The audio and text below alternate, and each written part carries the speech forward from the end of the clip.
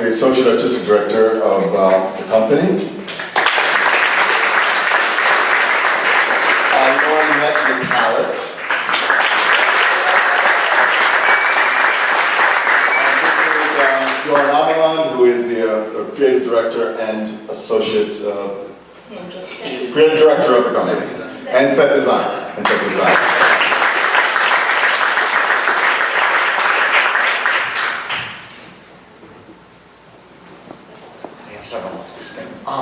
It takes a little while to talk after seeing that, I have to say. I mean, it's the second time, but it's incredibly powerful.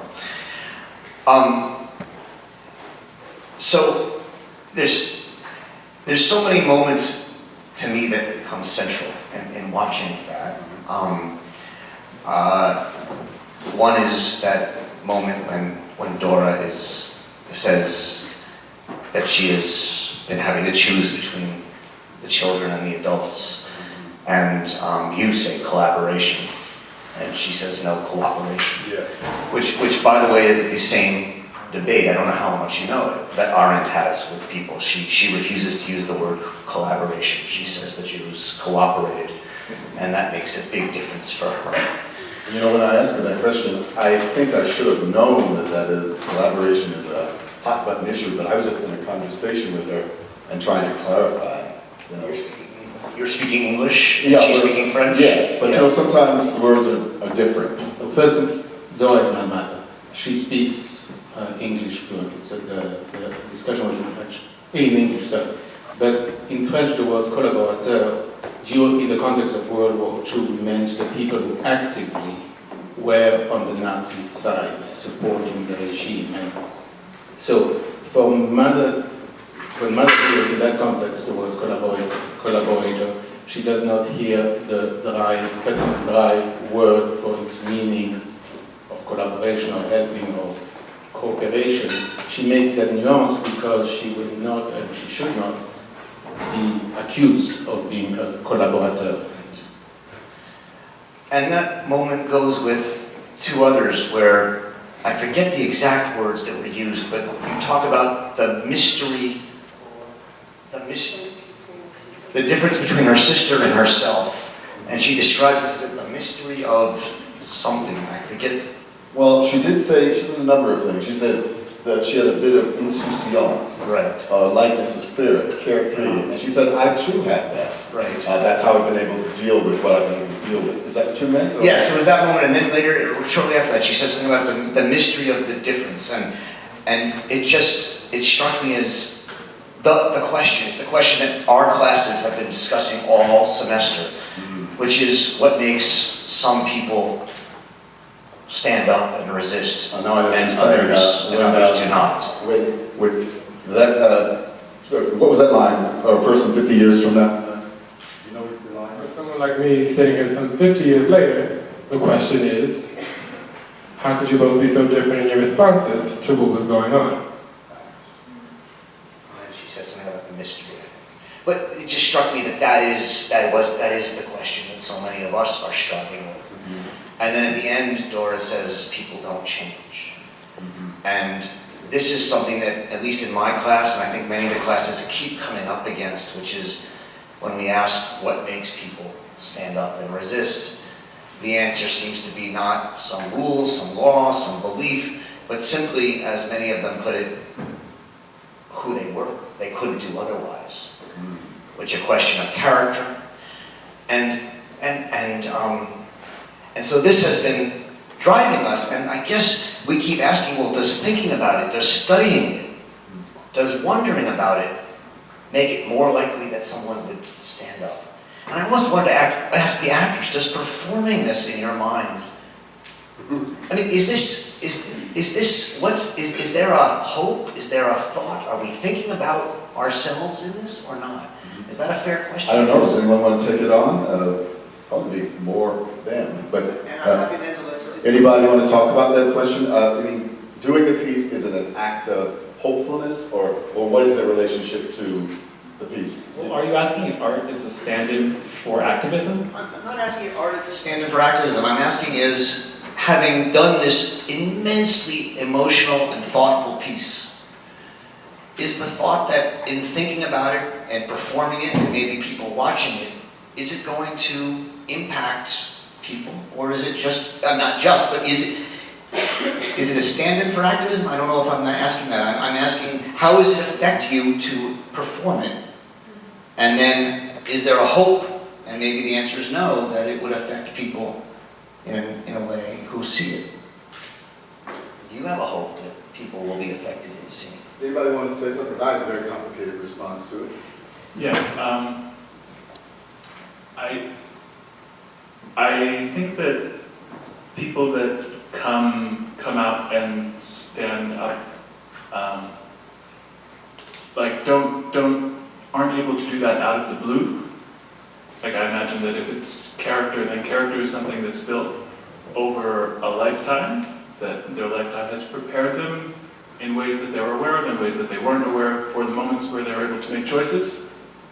And that the different ways that culture influenced them as they were growing up, their family culture, the culture around them, had a lot to do with building the character that they had. So for me, I would hope in doing this piece that it's, for me and for an audience, that it's a piece, it's a moment of immersion in a story, which is part of culture, that is character building, that relating closely to this woman that acted bravely is like strengthening those parts of myself that would then be able to do something like that. I think for me, all of her stories, so many of them are about these daily not even daily, these like acts that happen in like a moment, a minute, these like small little things that she did that were acts of kindness and generosity and caretaking. And it was all happening in this devastating time, but really it was each of those small moments where she chose to try to act in service of helping people instead of saving herself or only thinking about herself or whatever, and that those add up over a longer period of time. And so in my own life, just thinking, even if I'm not doing something hugely heroic, like I'm not going to help women in need or children in need or whatever, like, can I do small acts of kindness throughout my day, or attempt, not good at it, perfect at it yet, but attempt to treat everyone every day the way Dora might in her stories. And in my role in analogy, I play Bill, and to have to look at whoever's playing Dora and listen to her tell these stories that are just, very touching and sometimes and very disturbing in others, I have to practice compassion, and I have to practice how can you truly hear a story that you can't change the past, whatever you say won't change the future, but to have an open heart and just listen is something I've learned from this. Yes, this one, Shayla?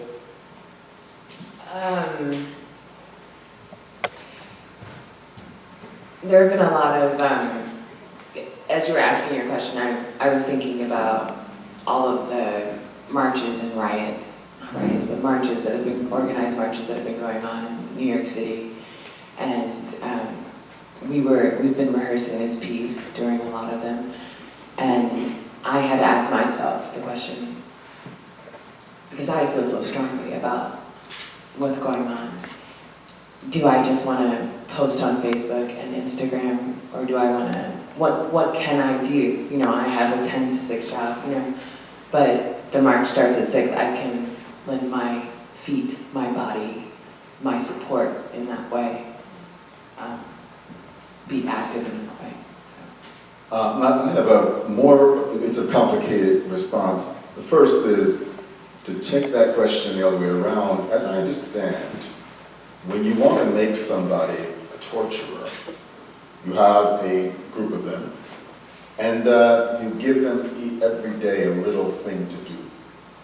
And this one will go a little further, and you a little bit further, and after a while you have a full-blooded sadistic killer. You systematically made them. I think that's what I'm hearing is how you make heroes as well, right? Now, doing this piece, you realize that I made that statement about being a formalist.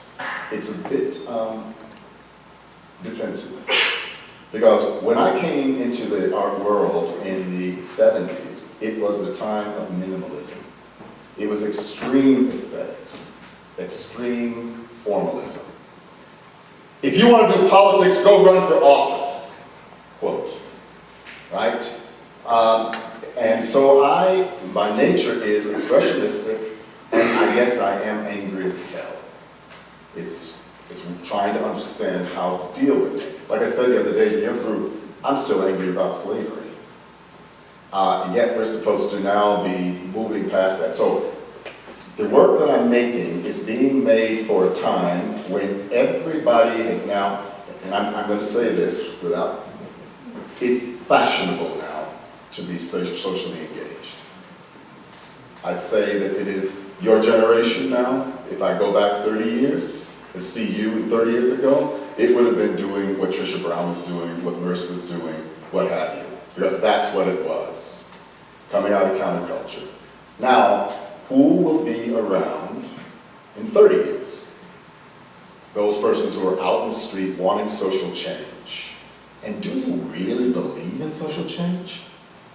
See, I don't know, I'm kind of, as angry as I am, I'm a crusty son of a bitch. I don't really know. I have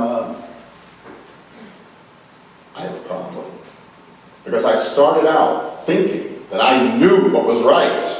One thing middle age does to you is that everything that you held, that you believed once, is now up in the air. And that's why you young folks are always saying, you old fuckers. you don't stand for anything. Because quite frankly, you catch us with our pants down. We were you once. But there's this thing about experience that slaps you backwards and forwards, and it takes a hell of a lot of, what is that word, character, which scares me so much? Yeah, character. It takes character. It takes being born to the right people, being born in the right place, that you can learn how to be a compassionate human being. Teach your children well. Now, all of you young, there's some breeders in this room, I can tell, right? Yeah. Do you know what the deal is when you have children? Are you going to make them, how do you, and Dora says to us, no child ever learns by being talked to, by being lectured. You must show them the example. Now that's my response. I am making this work to satisfy my artistic desires, but behind it I'm also trying to make a work that might be like in a black church, when somebody stands up and say, yes, I have a problem. They say to the community, I'm weak, I want to be strong. And somebody in the community says, amen, I hear you. And that's why the black church has been a political organ. Literally, it starts there. Now, what's your church? Right? And those of you who are breeding and having children, what is the creed that you will demonstrate every day? Just two remarks tangential. Mother says a couple of provocative things as Bill and I quoted her on the subject. One of them is that she thinks that people are, well, I beg to differ with what Tali said, and not just because education is essential, and yet we see that she and her 1 year younger sister, equally loved, equally raised in the same situation, chose two radically different paths. And that connects with something else that she says, which is that she believes that certain people are born predisposed to fascism, to fascistic opinion. And so, by extension, certain people are literally genetically predisposed to right, far right wing, or the opposite, by deduction, opinions.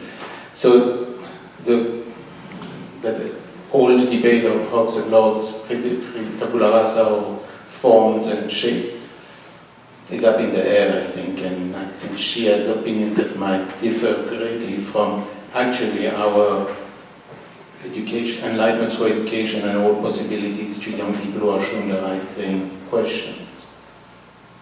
What was Hannah Arendt's ideas about this idea of, Dora saying she thinks some people are born predisposed to fascism. What did Hannah Arendt think about that?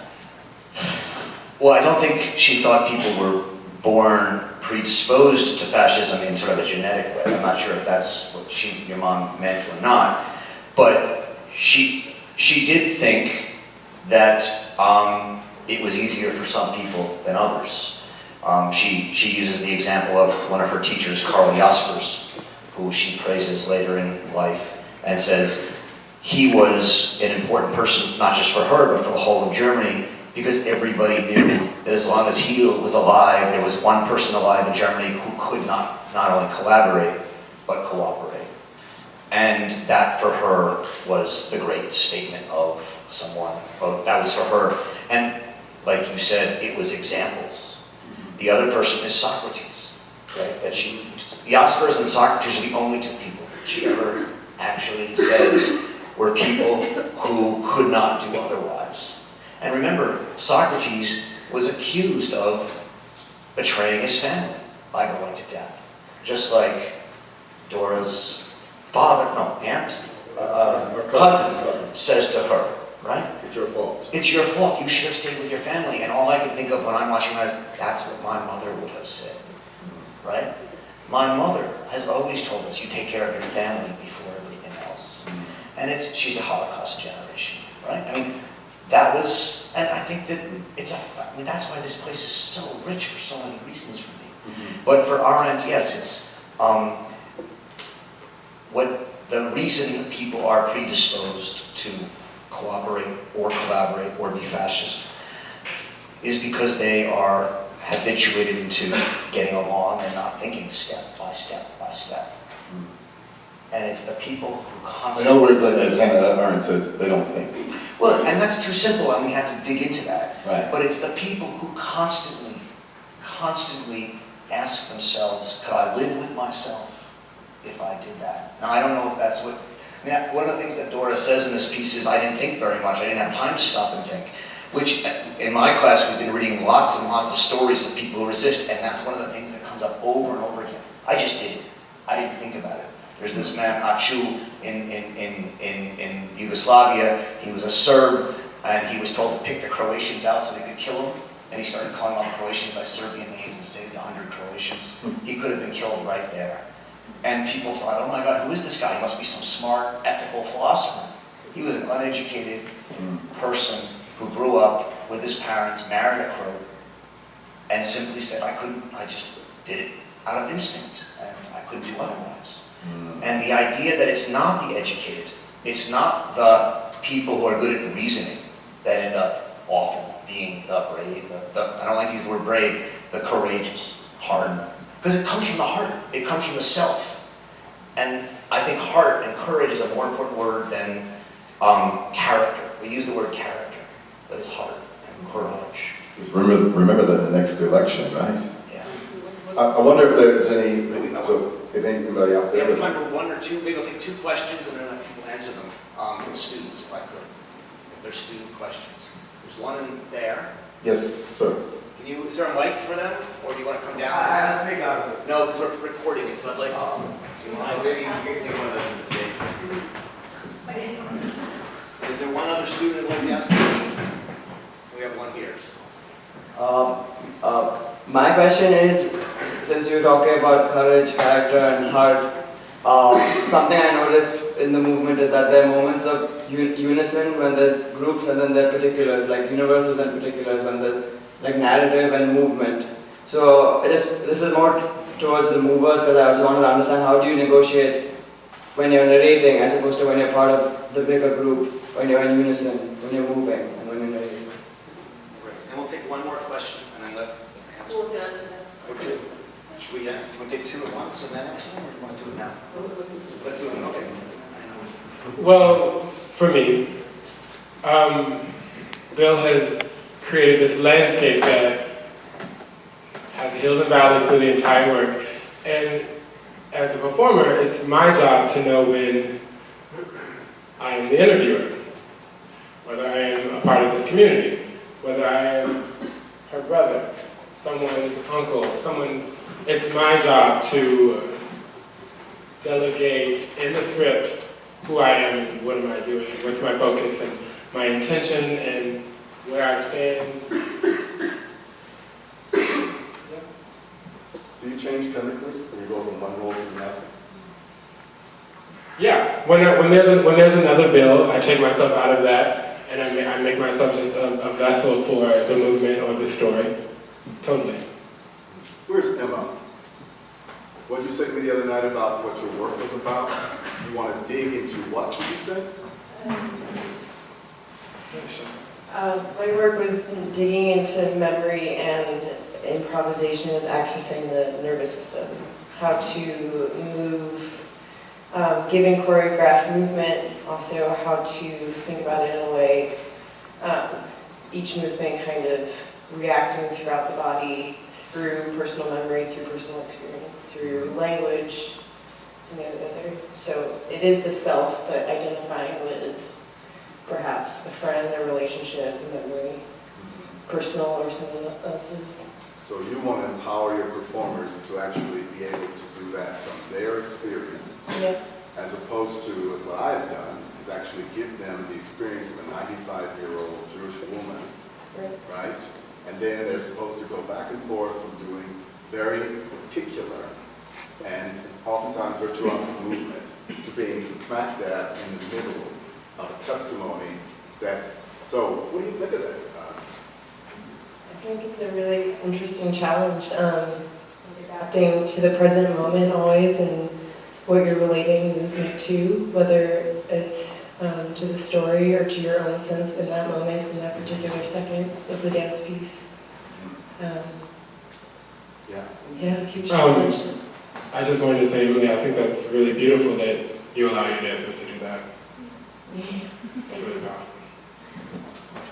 Hey, first of all, thanks so much for coming here and doing this for us. This is really awesome. And I was just wondering, what compelled you to tell this story right now? What makes this resonant for you now? And you said that this piece is analogy, and you're still figuring out what that means.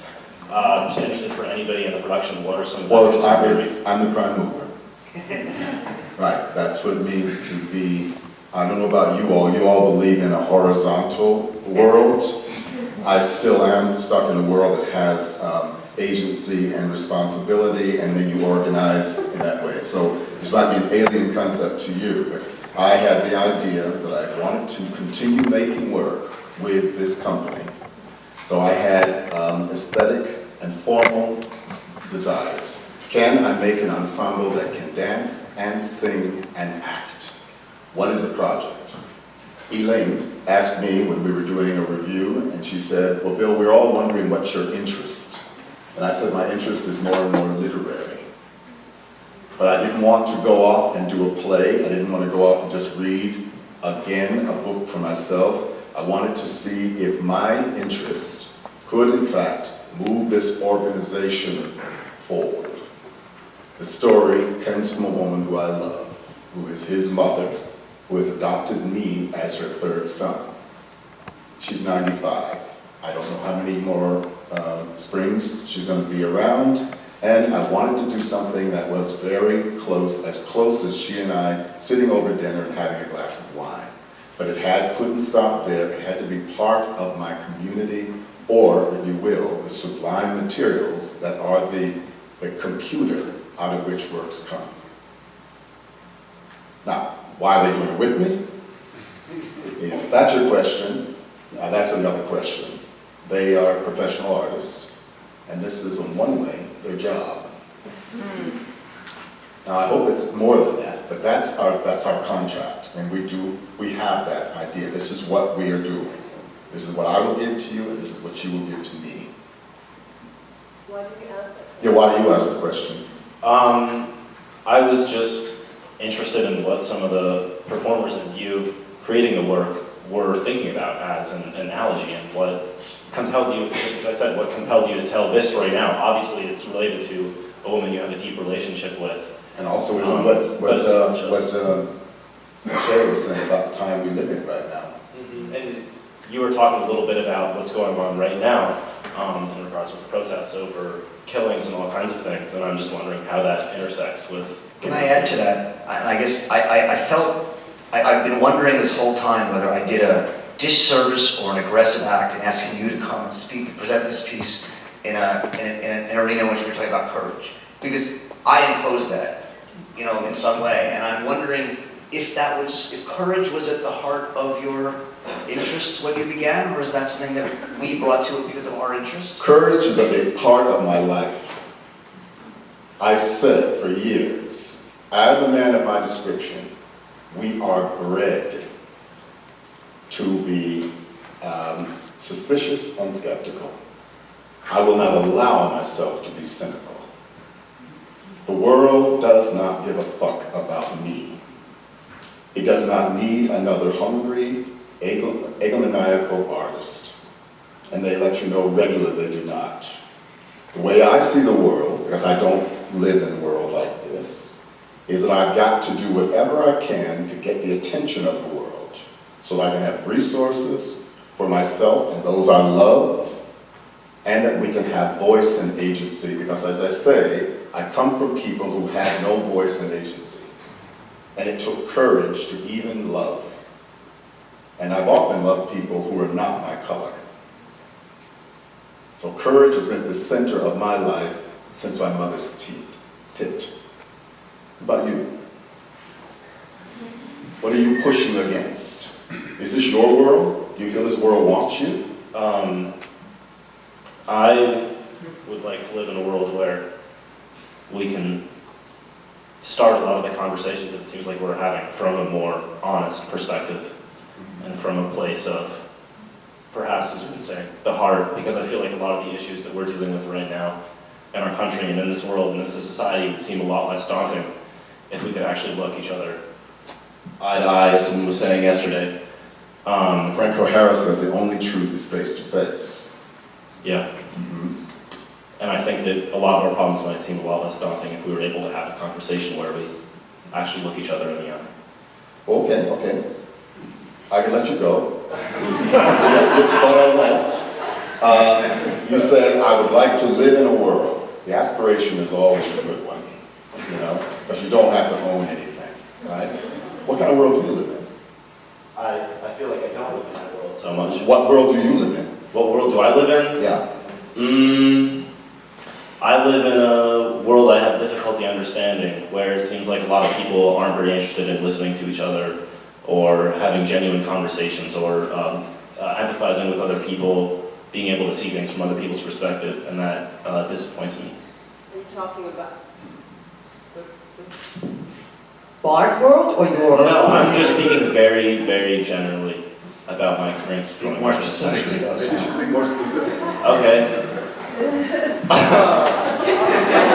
Well, when I was a little kid, my friends weren't on iPhones all the time. They were or were They not? were not. They were not. They were not. And now it's I feel like it's harder to talk to people. And that's something that I've seen just a little bit in my very, very short years here on this earth, is that it seems like it's already getting hard to talk to people honestly. And that's something that scares me. And I'm trying to figure it out and figure out how I can fight against that. But what you've just done today, you've demonstrated leadership. You demonstrated leadership because you stood up and you engaged us.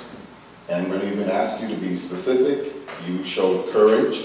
You went, you took a chance. You'll have to deal with your friends, and you'll have to deal with your feelings afterwards. But in the moment, in public, you showed leadership. That's what leadership is. Maya Angelou was a friend of ours. She said, if you want hope, you already have it. And what I heard you say is that I want hope. Now, the part that I am, it may appear and bite you in the ass. So with hope comes the demand that you be agile and brave. So my brother, thank you for being a leader.